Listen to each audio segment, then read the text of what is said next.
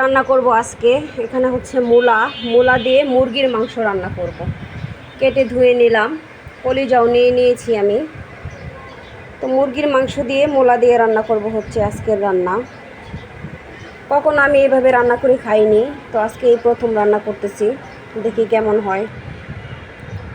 অন্যরকম রেসিপি। হঠাৎ করে হাজব্যান্ড বলতেছিল মূলা দিয়ে মুরগির মাংস খাবে, তার জন্য ভাবলাম যে একটু রান্না করে দেখি কেমন। আর হালাল জিনিস ভালো করে রান্না করলে যে কোনো কিছু দিয়ে রান্না করে আর কি খাওয়া যায়, ভালো লাগে। তো দেখি কেমন হয়। তরকারিটা রান্না করি। কেটে ধুয়ে নিলাম, এখন রান্না করব। এখানে হচ্ছে আমার বিল্লি বসে আছে, সে খাওয়ার জন্য। মাছের কাঁটা দিয়েছিলাম আর হচ্ছে হাড্ডি দিয়েছিলাম, এগুলো খেলো। খাওয়ার পরে ওইখানে বসে আছে। এখন আমি কি রান্না বান্না করতেছি দেখতেছে। কি খবর আপনার, ঘুমাচ্ছেন? হ্যাঁ, আপনার বাচ্চাগুলো কোথায় বলেন? মাও মাও। তো আমার বিল্লি বসে বসে দেখছে কি রান্না হচ্ছে। তো এই আর কি রান্না বান্না করে নিব। আদা রসুন বাটা ছিল, ওগুলো নিয়ে নিব। আজকে বাটা বাটির ঝামেলা নাই।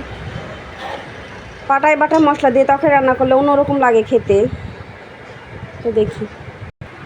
আর এদিক দিয়ে আমার ঘর দরের অবস্থা দেখেন, একদম ময়লা পড়ে আছে, এগুলো পরিষ্কার করতে হবে। টিভি টলিটা কি অবস্থা, টিভিটা একদম উন্না দিয়ে ঢেকে রেখে দিছি।